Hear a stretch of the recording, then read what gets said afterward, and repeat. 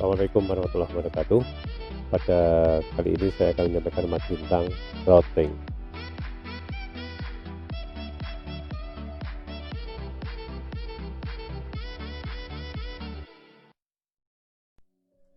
Kita mulai dengan pendahuluan. Kita ketahui dalam jaringan komputer, sebuah komputer atau host hanya bisa berkomunikasi dengan host lain yang terletak dalam jaringan yang sama. Artinya secara default bahwa komputer itu tidak bisa berkomunikasi dengan komputer di jaringan lain. Sebagai contoh, ada dua jaringan lokal, yaitu LAN A dan LAN B, di mana masing-masing jaringan lokal A dan B ini memiliki komputer yang terhubung, dan di antara dua komputer dalam jaringan yang berbeda tidak bisa berkomunikasi. Jadi komputer LAN A tidak bisa berkomunikasi dengan LAN B. Kemudian muncul pertanyaan, lalu bagaimana jika terdapat paket yang harus dikirimkan yang ditujukan untuk komputer lain di jaringan yang berbeda? Atau bisa kita contohkan bagaimana sebuah komputer di LAN A ingin mengirimkan data atau paket ke komputer di LAN B. Nah, untuk menjawab itu maka kita perlu menggunakan teknik yang disebut dengan routing.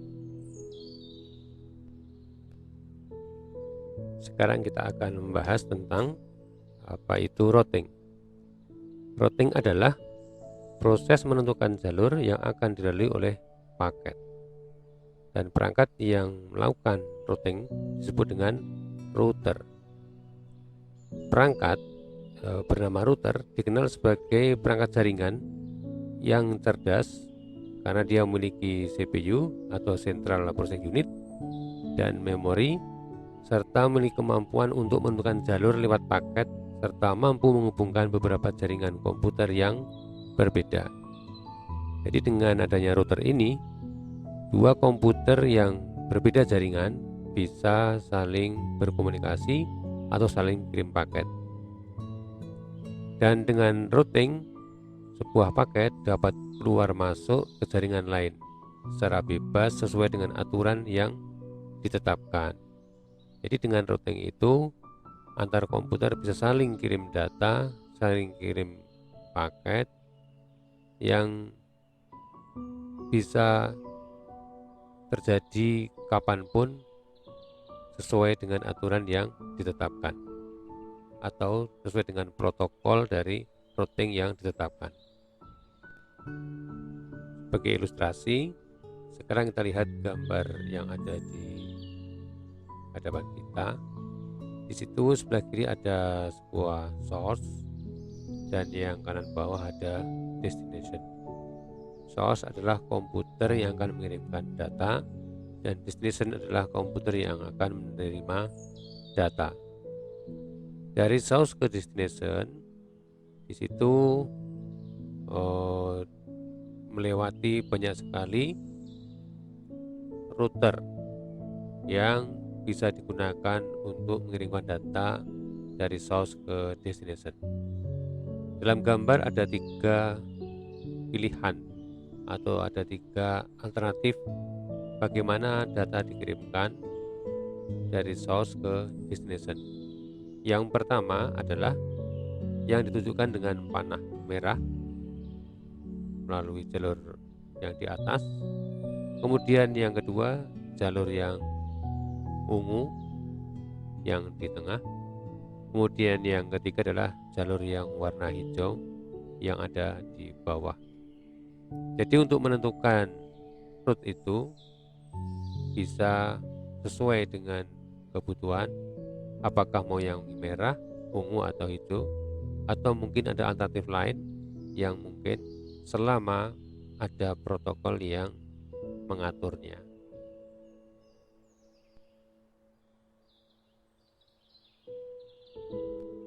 Sekarang kita akan melihat tentang jenis routing.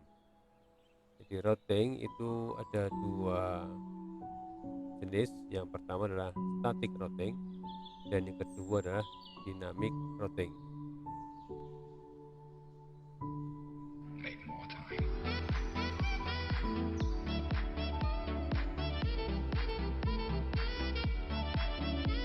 Static routing.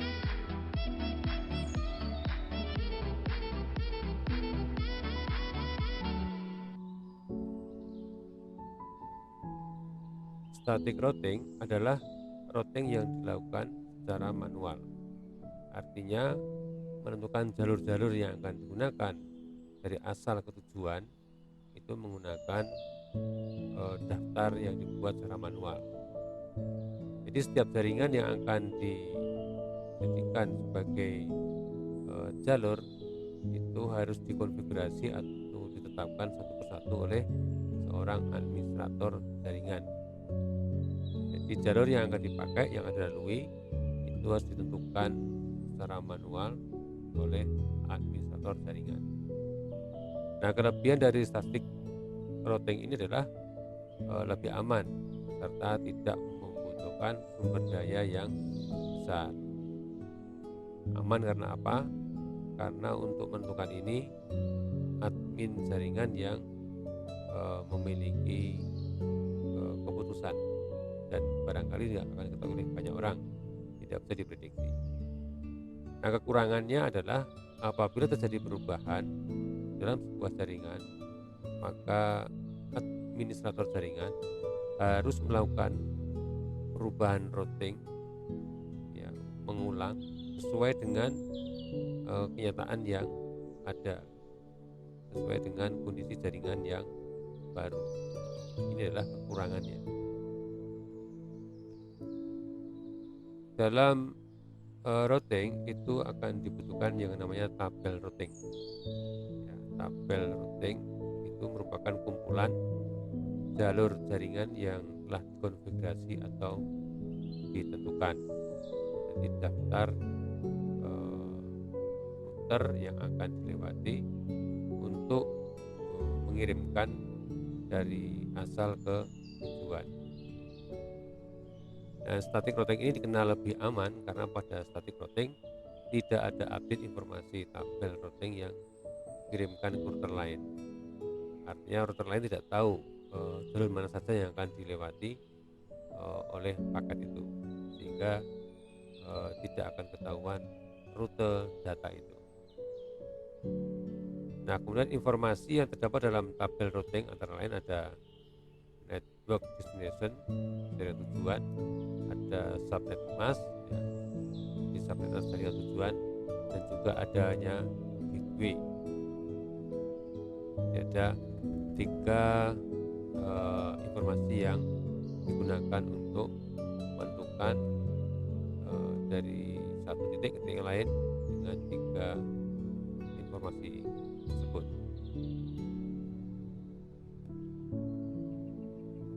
Nah, static routing ini menggunakan gateway yang bisa berupa IP address untuk router berikutnya yang akan dilalui paket, disebut dengan next hop, atau juga hot interface, yaitu interface yang akan dilalui paket untuk keluar dari jaringan yang sekarang ke jaringan luar.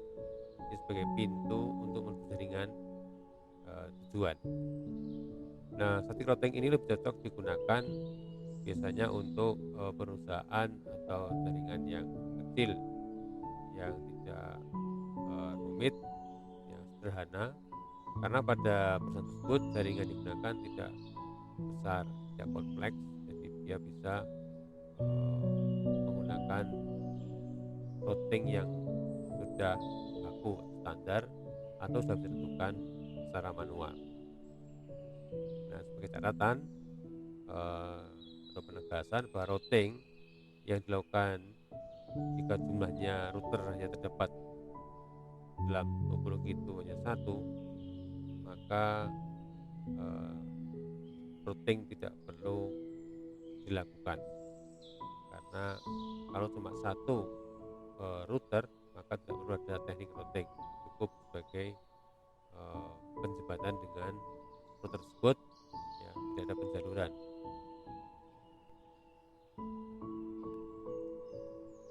Jadi pada static routing ini bisa kita lihat ada kelebihan dan kekurangannya.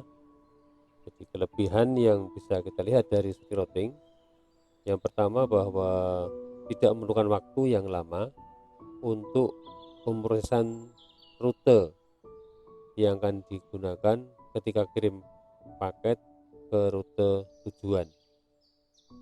Kemudian tidak memaksakan atau memerlukan bandwidth pada router yang besar, sehingga kinerja router tidak terganggu oleh routing yang dilakukan. Yang ketiga, memfasilitasi penugasan jaringan dan memberikan lebih banyak keamanan, karena routing static ini dibuat secara manual, atau kata lain, kami dapat mengatur siapa yang kami hubungkan. Kemudian kekurangan dari static routing ini, yang pertama adalah routing statis ini membutuhkan tingkat perhatian yang lebih tinggi dalam pengaturan. Alasannya adalah ketika administrator itu mendesain sebuah router dalam sebuah topologi, maka dia harus jelas yang akan dibuat topologi tersebut. Kemudian jika ada penggunaan atau perangkat baru, maka perubahan pengaturan akan diperlukan atau dilakukan secara manual. Hal ini tentu akan merepotkan dan memakan waktu lama, karena mereka perlu menambah pengaturan ke router yang ada. Jadi kalau routernya itu ada 10, maka harus melakukan setting 10 router. Kalau routernya ada 4 atau 5, berarti dia harus mengubah ke 5 router tersebut. Atau sebenarnya kalau dia ada tambahan lagi 10 jadi 14, maka dia harus mengubah pada 14 router tersebut. Nah, ini tentu akan sangat merepotkan dari sisi pengaturan atau konfigurasi dari router, sehingga peraturan routing yang digunakan ini statis membutuhkan lebih banyak perhatian, dan tentu ini sekali lagi tidak cocok untuk jaringan yang besar.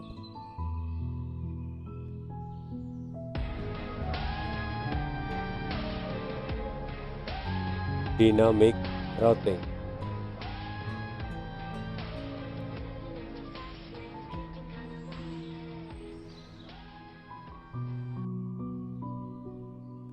Baik, selanjutnya kita akan bahas tentang dynamic routing.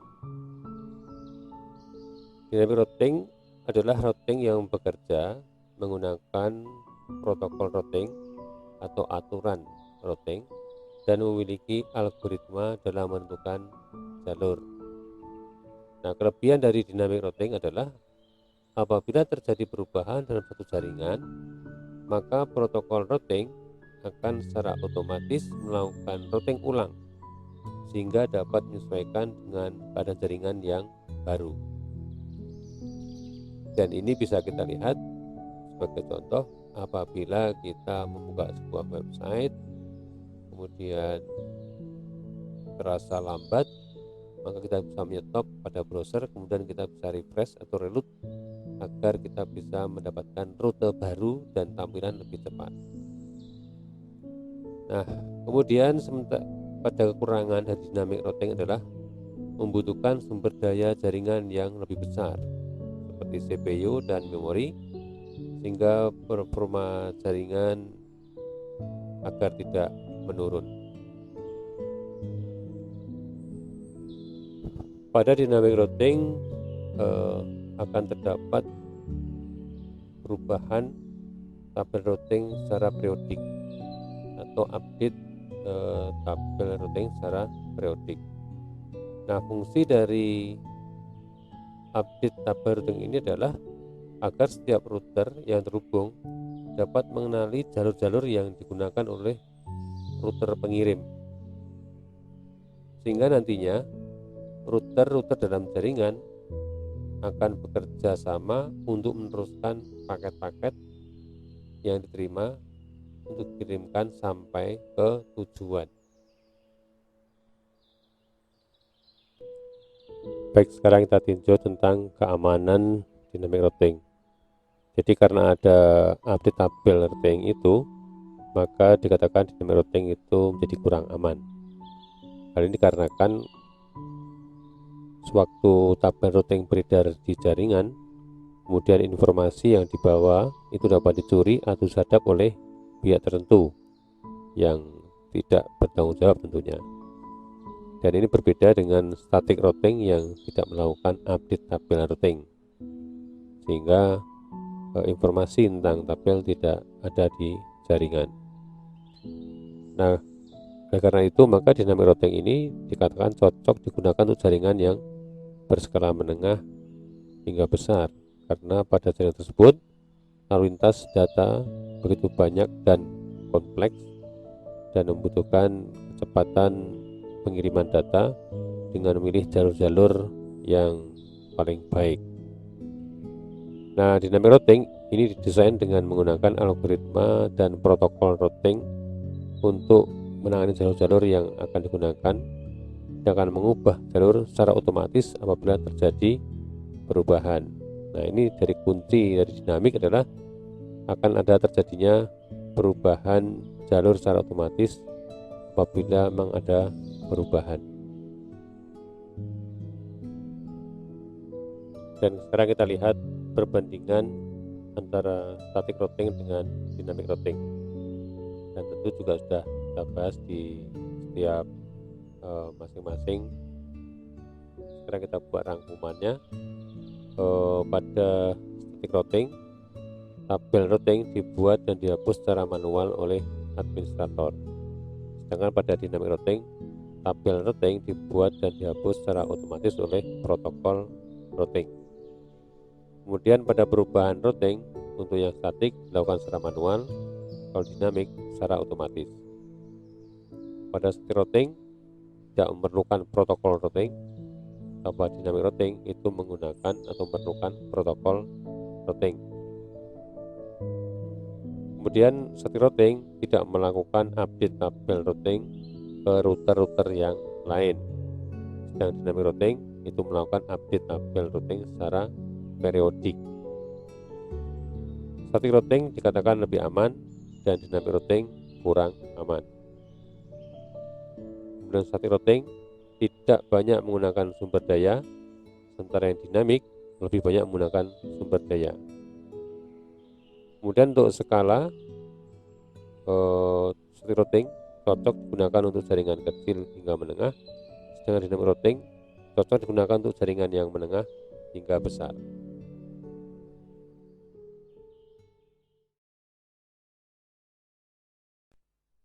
Tugas 9, mempraktekkan pengiriman paket data dari sumber ke tujuan. Ada dua cara yang kita pakai. Yang pertama menggunakan perintah di Windows, yang kedua menggunakan aplikasi online. Baik, akhir dari materi ini kita akan melihat bagaimana pengiriman informasi dari sumber ke tujuan, yaitu pengiriman dari komputer kita ke sebuah website atau domain tertentu. Praktek ini kita menggunakan perintah pada Windows disebut dengan tracer. Sebagai contoh, ya seperti dalam tulisan ini adalah tracer spasi google.com. Nah, bagaimana langkah yang kita lakukan? Langkah pertama adalah buka aplikasi pada sumber Windows, yaitu dengan CMD. Kemudian nanti akan muncul layar hitam. Setelah Anda pilih aplikasi tersebut diaktifkan, kemudian di layar akan ada prompt C. Kemudian setelah itu ketik perintahnya tracer, contohnya adalah spasi yahoo.com. Setelah diketik, kemudian tekan enter dan amati hasilnya. Nanti akan tampil daftar patch atau root yang digunakan untuk mengirimkan paket data dari komputer kita ke komputer tujuan. Nah, hasilnya nanti silahkan difoto atau direkam dengan perintah ALT dan print screen, kemudian tempelkan hasilnya di dalam sebuah file dokumen, dan nanti disimpan dengan nama file kelas underscore nama underscore name. Nah, lakukan langkah tersebut itu untuk dua website, yaitu dua domain, satu dalam negeri dan satu luar negeri. Cara kedua adalah menggunakan aplikasi online. Pertama-tama buka browser Anda, kemudian buka alamat website centralops.net, kemudian ikuti langkahnya seperti pada gambar pada halaman selanjutnya, dan setelah didapatkan kemudian difoto atau direkam dengan alt print screen dan hasilnya tempelkan pada file dokumen yang sudah dibuat pada cara pertama. Setelah itu Anda simpan dan Anda upload atau Anda kirimkan melalui alamat link yang sudah saya sampaikan di layar. Selamat mengerjakan, semoga sukses. Amin.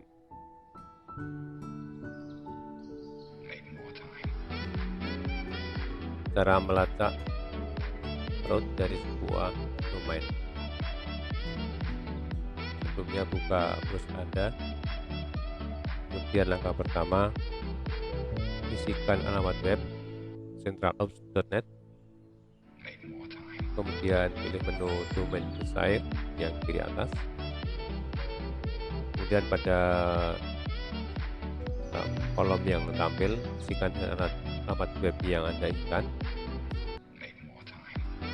Kemudian ada pilihan berapa aktivitas, pilih yang grassroots. Setelah itu tekan tombol go dan amati hasil grassroots yang terjadi hingga komplit.